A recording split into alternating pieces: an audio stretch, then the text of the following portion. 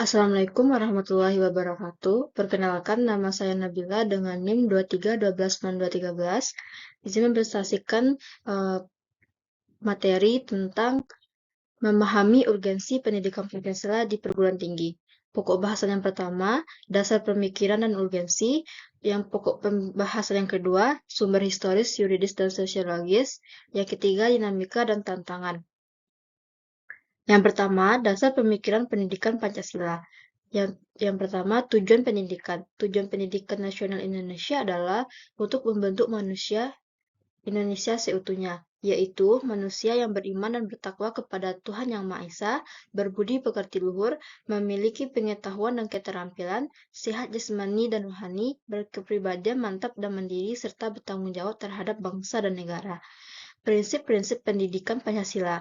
Yang pertama, pendidikan berdasarkan nilai-nilai ketuhanan Yang Maha Esa. Yang kedua, pendidikan menghargai kemanusiaan yang adil dan beradab. Yang ketiga, pendidikan mengutamakan persatuan dan kesatuan bangsa. Yang keempat, pendidikan mendorong kerakyatan dan demokrasi. Dan yang kelima, pendidikan menjunjung keadilan sosial bagi seluruh rakyat Indonesia.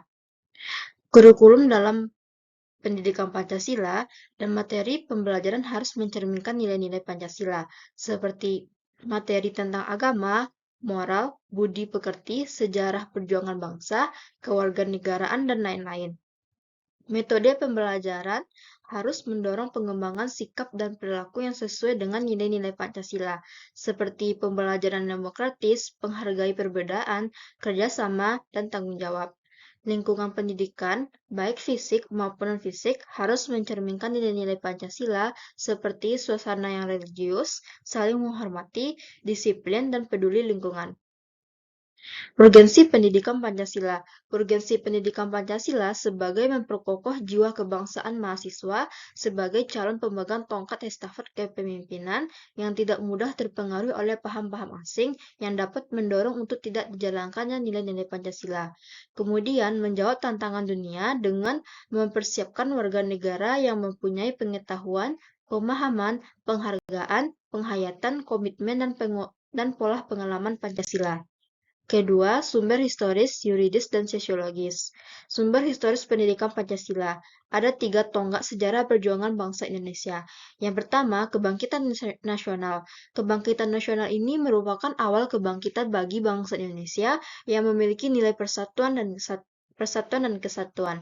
Yang kedua, Sumpah Pemuda pada tahun 1928 memiliki nilai sejarah, yaitu menegaskan negara Indonesia bersatu di atas keanekaragaman dan menjadikannya sebagai modal dalam memperkuat semangat persatuan dan kesatuan. Komitmen yang tumbuh dari peristiwa Sumpah Pemuda, yaitu mengakui tumpah darah yang satu, tanah air Indonesia, berbangsa satu, bangsa Indonesia. Kemudian, Proklamasi Kemerdekaan 17 Agustus 1945 merupakan jembatan emas dalam membangun bangsa untuk mencapai cita-cita nasional, yaitu menuju masyarakat yang adil, makmur, dan sejahtera. Selanjutnya, sumber yuridis pendidikan Pancasila. Sumber yuridis pendidikan Pancasila terdapat di dalam Undang-Undang Nomor 20 Tahun 2003 tentang Sistem Pendidikan Nasional. Kemudian terdapat dalam Undang-Undang Nomor 12 Tahun 2012 tentang Pendidikan Tinggi.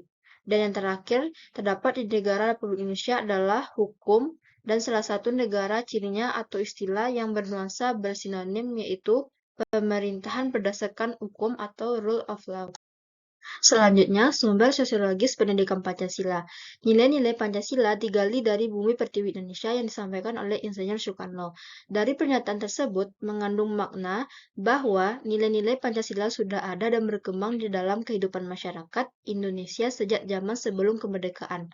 Artinya, bahwa nilai-nilai Pancasila sudah menjadi kebiasaan dan perilaku yang dilakukan masyarakat di bumi pertiwi ini. Namun, di era milenial ini, generasi muda sudah meninggalkan nilai-nilai Pancasila. Maka jelas bahwa pendidikan Pancasila merupakan wadah untuk membumikan kembali nilai-nilai Pancasila dalam tatanan kehidupan bangsa. Ketiga, dinamika dan tantangan. Dinamika yang dihadapi yaitu mengalami pasang surut dalam pengimplementasiannya. Tantangannya menentukan bentuk dan format agar mata kuliah pendidikan Pancasila dapat diselenggarakan di berbagai program studi dengan menarik dan efektif. Baiklah, sekian materi yang sempat saya sampaikan. Saya ucapkan terima kasih, terlebih dan kurang saya mohon maaf. Saya sudahi dengan wassalamualaikum warahmatullahi wabarakatuh.